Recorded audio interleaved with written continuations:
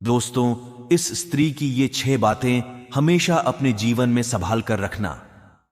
गंगा के तट पर एक सुंदर नगर था। उसमें एक व्यापारी परिवार सहित रहता था। उसके परिवार में व्यापारी पति पत्नी, उसका पुत्र और पुत्रवधू रहते थे। पुत्र का नाम अजित सेन और पुत्रवधू का नाम शीलवती था। अजित सेन व्यापार के सिलसिले में कई दिनों तक बाहर रहता था, जबकि पुत्रवधू घर पर सास ससुर की सेवा करती थी। पूरा परिवार सुखी और प्रसन्न रहता था। एक दिन शीलवती आधी रात के बाद खाली घड़ा लेकर बाहर गई और बहुत देर में लौटी। उसके ससुर ने उसे वापस लौटते देख लिया। उसे शीलवती के चरित्र पर शंका हुई।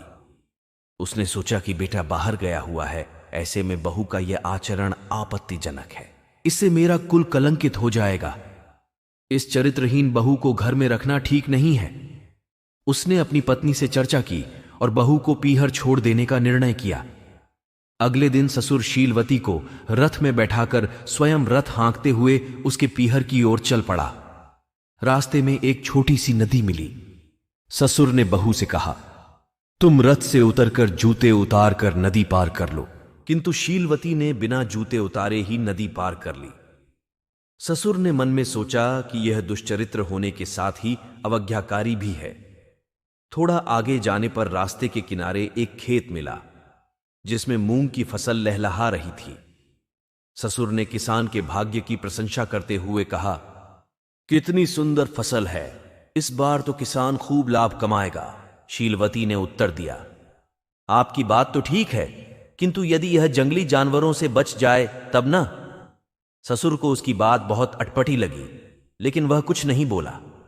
कुछ दूर और चलने पर वे एक नगर में पहुंचे, जहां के लोग बहुत सुखी और प्रसन्न दिखाई दे रहे थे। यह देखकर ससुर के मुंह से निकला, कितना सुंदर नगर है। शीलवती बोली, आपकी बात तो ठीक है, यदि इसे उजाड़ा ना जाए तो। ससुर को उसकी बात अच्छी तो नहीं लगी, किंतु वह फिर भी कुछ नहीं बोला। कुछ दूर आगे जाने पर एक राजपुत्र दिखाई पड़ा, जिसे देखकर ससुर फिर बोल पड़ा, अरे वाह, यह युवक तो देखने में ही शूरवीर लगता है। लेकिन शीलवती फिर बोल पड़ी, यदि कहीं पीटा न जाए तो। इस बार तो ससुर क्रोधित हो गया, किंतु किसी प्रकार उसने अपने क्रोध को रोका और आगे बढ़ा। थोड़ी देर बाद दोपहर हो गई। ससुर एक घने बरगद के पेड़ के नीचे रथ को रोककर पेड़ की जड़ में बैठकर आराम करने लगा, जबकि शीलवती पेड़ से दूर जमीन पर बैठ गई। यह देखकर ससुर ने सोचा कि यह कैसी औरत है जो उल्टे काम ही करती है। थोड़ा देर आराम करके वे फिर आगे बढ़े। थोड़ा आगे बढ़ने पर शीलवती का ननिहाल आ गया। रास्ते में ही उसका मामा मिल गया और जिद करके उन्हें अपने घर ले गया।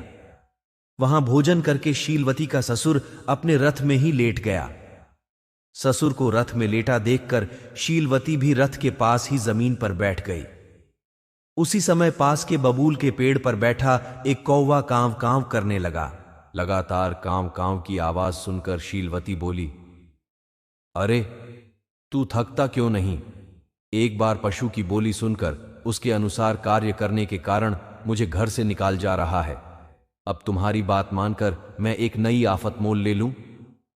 कल रात एक गीदड़ की आवाज सुनकर मैं नदी किनारे गई और किनारे लगे एक मुर्दे के शरीर से बहुमूल्य आभूषण उतार कर घर ले आई। उसके कारण मेरे ससुर मुझे घर से निकाल रहे हैं। अब तू कह रहा है कि इस बबूल की जड़ में खजाना गड़ा है, तो क्या इसे निकालकर मैं एक नई विपत्ति मोल ले लूं? मैं पशु पक्षियों की बोली समझती हूं, तो इसमें मेरा क्या दोष? शीलवती का ससुर उसकी बात सुनकर आश्चर्यचकित हो गया। उसने बबूल की जड़ में खुदाई करके देखा तो उसे सचमुच खजाना मिल गया। वह बहुत प्रसन्न हुआ और बहू की बड़ाई करने लगा और उसे लेकर वापस घर की ओर चल पड़ा। रास्ते में उसने पूछा कि तुम बरगद की छाया में क्यों नहीं बैठी? शीलवती ने उत्तर दिया, वृक्ष की जड़ में सर्प का भय रहता है, ऊपर से चिड़ियां भी बीट करती हैं, इसलिए वृक्ष की जड़ से दूर बैठना ही बुद्धिमानी है। ससुर उसके उत्तर से प्रसन्न हुआ। फिर उसने शूरवीर राजपुत्र के विषय में पूछा, जिसके उत्तर में शीलवती ने बताया कि वास्तविक शूर वही होता है जो प्रथम प्रहार करता है। इसी प्रकार खुशहाल नगर के बारे में उसने कहा कि जिस नगर के लोग आगंतुक अतिथियों का स्वागत नहीं करते, वह वास्तव में आदर्श और खुशहाल नहीं होता है।